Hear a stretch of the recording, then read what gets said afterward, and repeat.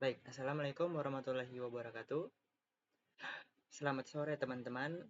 Eh, saya Firman Syakatili, mahasiswa program studi akuntansi Universitas Asa Unggul, angkatan 2023. Nah, pada hari ini saya akan mempresentasikan tentang proses audit, di mana topik ini sebenarnya adalah inti dari mata kuliah pemeriksaan akuntansi, karena membahas langkah-langkah apa saja yang dilakukan auditor dalam menjalankan tugas profesionalnya. Kalau kita bicara audit, mungkin yang terbayang adalah orang memeriksa angka-angka laporan keuangan dengan wajah yang serius. Padahal audit itu jauh lebih luas. Audit adalah proses yang sistematis dengan tahapan-tahapan yang jelas, tidak asal periksa, dan harus mengikuti standar. Tujuannya bukan sekedar mencari kesalahan, tetapi memberikan keyakinan kepada pihak luar bahwa laporan keuangan yang dibuat manajemen itu bisa dipercaya. Nah, supaya lebih gampang dipahami, proses audit ini dibagi ke dalam 8 tahap utama. Nah, mungkin bisa kita bahas satu persatu. Yang pertama, ada namanya proses kegiatan pra-penugasan. Tahap pertama ini disebut pra-penugasan.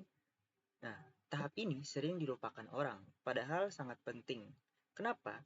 Karena sebelum auditor menerima pekerjaan audit, ia harus menilai dulu nih, apakah klien yang akan diaudit itu layak untuk diterima. Di sini, auditor akan mempertimbangkan beberapa hal. Misalnya, apakah manajemen perusahaan memiliki integritas yang baik? Hmm. Kedua, apakah auditor bisa tetap independen kalau menerima klien tersebut? Ketiga, apakah auditor punya cukup sumber daya untuk melaksanakan audit dengan baik? Contohnya deh, kalau sebuah perusahaan sudah terkenal suka memanipulasi data dan tidak kooperatif dengan auditor lainnya atau sebelum-sebelumnya, maka auditor bisa saja menolak pekerjaan tersebut. Karena kalau dipaksakan risikonya bukan hanya gagal menemukan salah saji, tapi juga bisa merusak reputasi auditor. Jadi prapenugasan ini itu ibarat pintu masuk. Kalau pintunya saja sudah bermasalah, ya jangan dilanjutkan. Gitu. Nah, selanjutnya kegiatan prosedur penilaian risiko. Setelah auditor memutuskan menerima klien tersebut, langkah berikutnya adalah melakukan penilaian risiko. Apa yang dimaksud risiko di sini? Risiko yang dimaksud adalah kemungkinan laporan keuangan mengandung salah saji material. Salah saji material berarti kesalahan yang cukup besar hingga bisa memengaruhi keputusan pengguna laporan. Supaya bisa menilai risiko, auditor harus memahami bisnis klien secara menyeluruh. Misalnya, yang perlu dipertanyakan apa jenis industrinya, apa kondisi ekonomi eksternal yang bisa memengaruhi kinerja, dan bagaimana proses operasional sehari-hari, siapa pelanggan utama, pemasok atau sumber pendanaannya, apakah ada pihak terkait yang bisa menimbulkan konflik kepentingan. Selain itu, auditor juga perlu mempelajari sistem pengendalian internal perusahaan itu. Kalau pengendalian internalnya lemah, risikonya tentu lebih besar. Sebagai contoh nih, jika sebuah perusahaan retail punya ribuan transaksi tunai setiap harinya, tapi tidak punya sistem kasir otomatis, maka risikonya tinggi sekali untuk terjadi salah saji atau bahkan kecurangan. Nah, auditor harus menandai itu sebagai area yang perlu perhatian lebih. Proses yang ketiga yaitu perencanaan audit. Setelah risiko dinilai, auditor masuk ke tahap perencanaan audit. Nah, tahap ini ibarat membuat peta jalan atau blueprint untuk keseluruhan audit. Perencanaan audit menjawab pertanyaan seperti berikut, seperti apa tujuan audit ini, bagaimana harus diperiksa lebih detail, bagaimana bagian tugas tim auditor, berapa lama waktu yang dibutuhkan, apakah auditor butuh tenaga ahli tambahan, misalnya ahli IT untuk memeriksa sistem komputerisasi klien. Nah, dokumen penting ini di tahap ini adalah Audit Planning Memorandum. Isinya tuh bermacam-macam, bisa mencakup pemahaman tentang bisnis klien, identifikasi risiko, review pengendalian internal, penetapan materialitas, dan jadwal audit, serta komposisi tim auditor, dan ada juga program audit yang akan dilaksanakan. Jadi itu semua harus dicakup dalam audit planning memorandum ini. Kalau perencanaannya dilakukan dengan baik, audit bisa berjalan efisien dan efektif. Sebaliknya, kalau tidak direncanakan, besar kemungkinan auditor akan kebingungan di tengah jalan, pekerjaan molor dan hasilnya tidak maksimal. Baik, kita masuk ke proses yang keempat. Proses yang keempat ini tuh rancangan tanggapan dan prosedur audit. Nah, ini adalah tindak lanjut dari dari penilaian risiko yang sudah dilakukan tadi. Logikanya begini. Kalau auditor sudah tahu resiko yang tinggi ada di bagian persediaan, maka tentu pengujian persediaan harus lebih detail. Kalau risiko tinggi ada di piutang, maka konfirmasi ke pelanggan akan lebih diperbanyak. Tanggapan auditor bisa berupa prosedur pengujian pengendalian atau control test maupun pengujian substantif. Tujuannya supaya auditor bisa mendapatkan bukti audit yang cukup untuk menilai kewajaran laporan keuangan. Jadi, tahap ini semacam menyusun strategi perang di mana titik lemahnya, di situ yang harus auditor akan fokus untuk menyerang dengan prosedur audit yang relevan. Baik, selanjutnya kita masuk pada proses yang kelima, itu ada implementasi prosedur audit. Di mana setelah semuanya sudah dirancang, barulah auditor masuk ke lapangan. Nah, tahap ini disebut sebagai implementasi prosedur audit. Di sini auditor mulai tuh mengumpulkan bukti-bukti, bentuknya bisa bermacam-macam, misalnya konfirmasi dari eksternal, seperti meminta konfirmasi saldo piutang langsung dari pelanggan. Habis itu ada inspektif dokumen dan seperti memeriksa faktur, kontrak, dan bukti pekerjaan. Yang selanjutnya itu ada observasi di mana auditor menyaksikan secara langsung proses persediaan dihitung. Selanjutnya ada wawancara. Di sini auditor bertanya kepada staf atau manajemen tentang prosedur tertentu. Dan yang terakhir mungkin prosedur analitis, di mana membandingkan angka yang ada di laporan keuangan dengan tren historis secara rasio industri.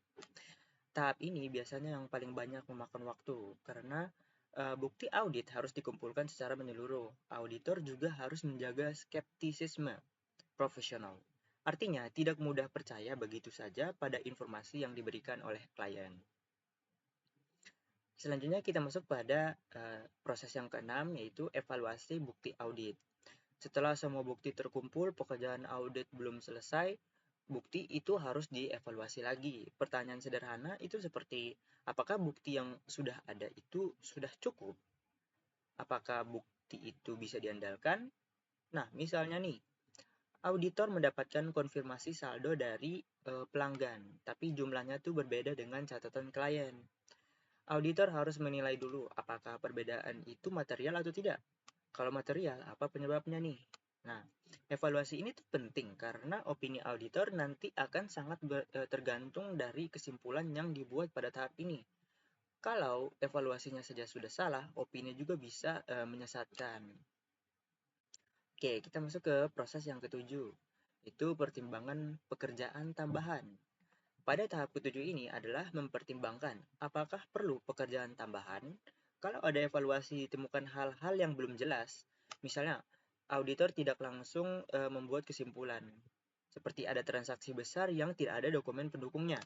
Dalam kondisi seperti itu, mungkin auditor wajib melakukan, bukan mungkin lagi ya, tapi udah wajib melakukan prosedur tambahan, seperti bisa dengan meminta dokumen lain, melakukan wawancara tambahan, atau bahkan memperluas lingkup pemeriksaan. Tujuan dari pekerjaan tambahan ini adalah untuk memastikan auditor punya dasar yang cukup kuat untuk memberikan opini, jadi lebih baik tambah kerja daripada salah memberi kesimpulan. Oke, kita masuk pada proses yang terakhir, yaitu laporan auditor independen. Inilah produk akhir dari seluruh proses audit. Dari proses 1 sampai proses 7 menghasilkan laporan auditor independen. Nah, opini yang diberikan oleh auditor bisa bermacam-macam di sini. Bisa wajar tanpa pengecualian atau yang biasa disebut unqualified opinion, di mana laporan keuangan wajar sesuai standar. Wajar dengan pengecualian atau qualified opinion, di mana laporan keuangan wajar, tapi ada hal tertentu yang dikecualikan. Habis itu ada tidak Ada laporan keuangan yang tidak wajar atau adverse opinion, di mana laporan keuangan tidak wajar secara keseluruhan. Dan yang terakhir itu disclaimer of opinion. Auditor menolak memberikan opini karena buktinya tidak cukup. Opini ini sangat penting karena akan digunakan oleh pemegang saham, kreditur, regulator, dan pihak lainnya untuk mengambil keputusan. Jadi, seluruh proses panjang dari prapenugasan sampai evaluasi bukti tadi itu merupakan tanda akhirnya bermuara di satu dokumen yang singkat tapi sangat berharga. Nah, jadi kalau kita rangkum, proses audit itu punya 8 tahap. Ada prapenugasan, penilaian risiko, ada perencanaan, rancangan prosedur, implementasi, evaluasi bukti, pertimbangan, tambahan, dan laporan audit. Nah, udah 8 nih. Nah, semua tahapan itu saling berkaitan dan setiap tahap punya peran penting. Kalau auditor melompati salah satu tahap, resikonya pasti besar. Hasil audit bisa salah, penggunaan laporan keuangan jadi menyesatkan, dan kepercayaan publik terhadap profesi auditor pun mulai runtuh. Makanya sebagai calon akuntan dan auditor, kita harus benar-benar paham dan menghargai setiap tahapan dalam proses audit ini. Tidak hanya soal teknis, tapi juga sikap profesional seperti independensi, skeptisme, dan integritas. Demikian pemaparan saya mengenai proses audit dari tahap 1 sampai 8. Semoga penjelasan ini bisa membantu dan bermanfaat untuk kita semua agar lebih memahami apa itu audit dan bagaimana langkah-langkahnya yang dijalankan secara profesional. Sekian, terima kasih. Wassalamualaikum warahmatullahi wabarakatuh.